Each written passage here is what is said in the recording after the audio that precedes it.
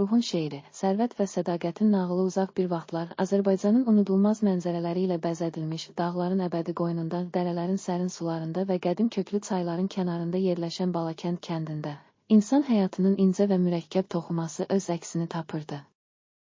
Bu kənddə yaşayan hər bir insan sanki tarixin dərinliyindən gələn bir nağılın qəhrəmanı kimi hər gün həyatın sirli sınaqları ilə üzləşir, öz qəlblərindəki duyğuların və arzuların izlərini axtarırdı.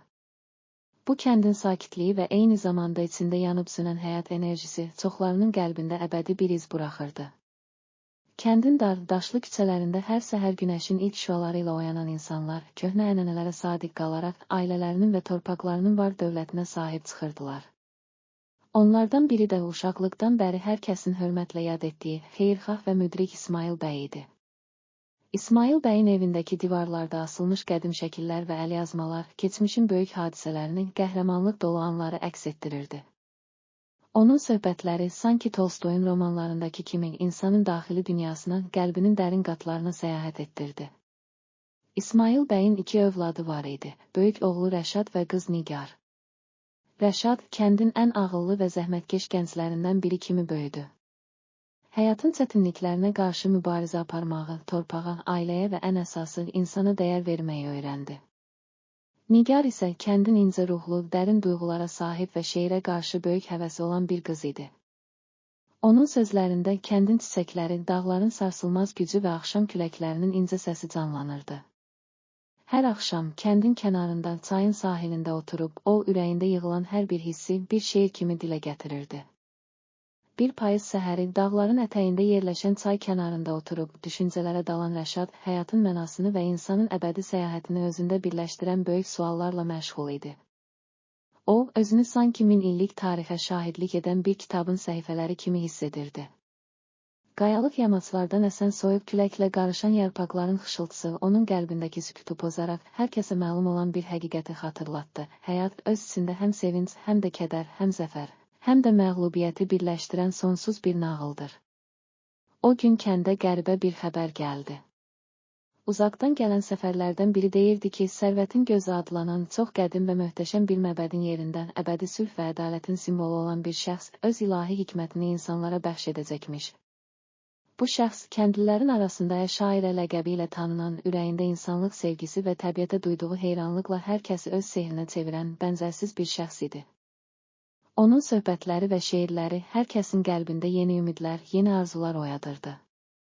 Kəndin gənclərindən ibarət kiçik bir qrup, Rəşadın təşəbbüsü ilə o möhtəşəm məbədə səyahətə çıxmağa qərar verdi. Onların arasından Nigar da iştirak etmək istəyirdi, çünki onun ürəyi şairin ilahi sözlərində öz həyatının sirlərini tapacağına inanırdı. Hər ikisi həm kəndin qədim ənənələrinə, həm də yeni ümidlərə sadiq olaraq öz yollarına davam edirdilər. Səyahət yolu uzun və çətin idi. Quru, daşlı yollar, enişli yoxuşlu dağ yamacları və nəhəng meşələr onların səyahətinə mane oldu. Lakin hər bir addımda Rəşadın düşüncələri dərinləşir, Nigarın ürəyi isə hər addımda daha da ümid dolu olurdu. Yolda onlara qədim kəndlilər sanki tarixdən çıxmış kimi öz həyat hekayələrini danışır, keçmişin böyük hadisələrini və sevgi dolu nağılları paylaşırdılar. Bu hekayələr Tolstoyun romanlarındakı kimi insanın varlığının əsl mənasını həm kədər, həm də sevinç dolu anları göz önünə sərirdi. Günlərin birində dağların zirvəsinə yaxın dərin bir vadidə sükut hökm sürürdü.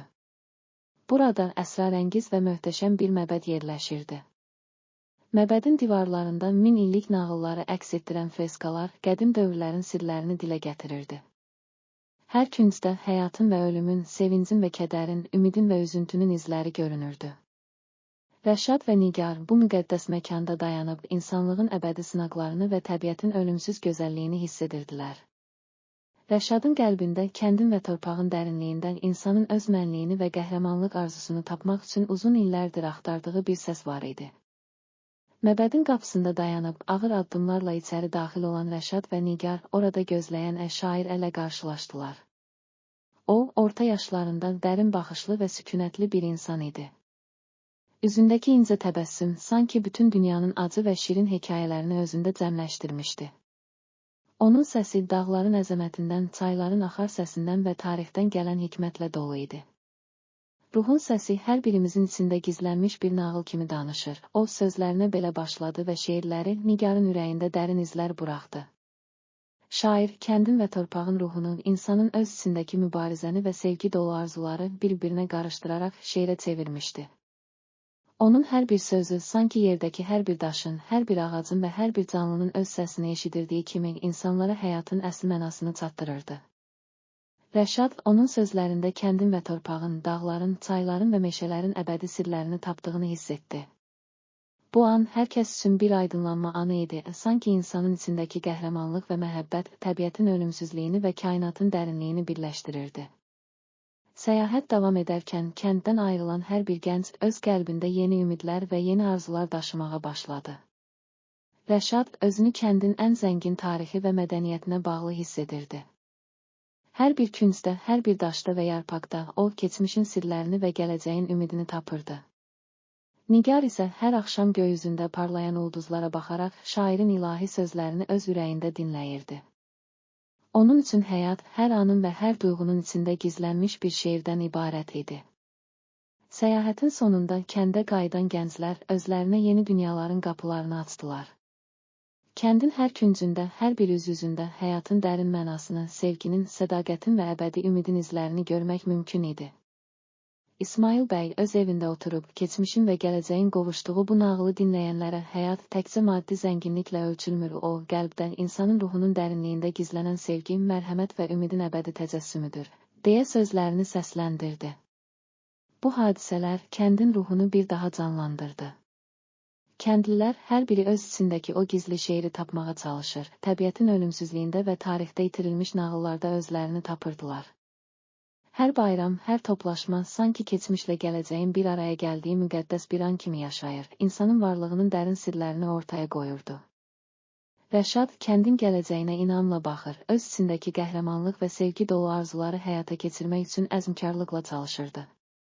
Nigar isə öz şeirləri və dərin duyğuları ilə hər kəsin ürəyində yeni ümidlər oyandırır, kəndin ruhunu daha da zənginləşdirirdi.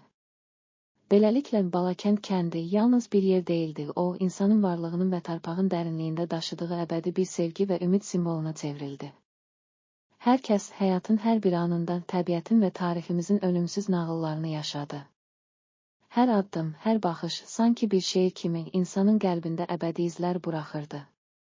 Bu nağıl Tolstoyun geniş təsvir etdiyi kimi həyatın hər tərəfini, sevincini, kədərini, ümidini və məhəbbətini birləşdirərək əbədi bir sınağa çevrilirdi. Kənddəki bu hadisələr illər keçdikcə nəsildən nəsilə ötürülən bir əfsanəyə çevrildi. Hər dəfə gənclər öz yollarına çıxarkən yaşlılar onlara deyirdi: "Unutmayın, hər birinizin içində təbiətin səsi kimi əbədi bir şeir var." O şeir həyatın hər anını, sevinci və kədəri, ümidləri və arzuları özündə cəmləşdirir. Belə sözlər kəndin hər küncündə, hər evdə, hər ürəkdə yeni bir işıq kimi parlayırdı. Bu uzun səyahətin sonunda hər kəs öz içindəki sədaqətin, qürurun və insanlıq sevgisinin səsini eşitdi. Rəşad kəndin və torpağının tarixinə yeni bir səhifə əlavə edərək öz varlığını və məhəbbətini əbədi nağılın bir hissəsi kimi təqdim etdi. Nigar isə öz şeirləri ilə gələcək nəsillərə ümid və sevgi dolu bir miras buraxdı. Onların hər biri Tolstoyun böyük əsərlərindəki kimi insanlığın özünü tapdığı əbədi axtarışın və sarsılmaz inamın canlı simvolu oldu. Beləliklə, Balakənd kəndinin torpağında hər kəsin qəlbində tarixlə, təbiətlə və insanlığın dərin sirlərlə birləşən o əbədi şeir səsləndi. Həyat təkcə keçmişin hekayələrində yox, gələcəyin ümidlərində də öz izini buraxırdı. Hər kəs bu müqəddəs torpaqda öz varlığının və insanlığın sonsuz səyahətində əbədi bir şairin sözlərini, ruhun səsini və sevginin gücünü eşidirdi.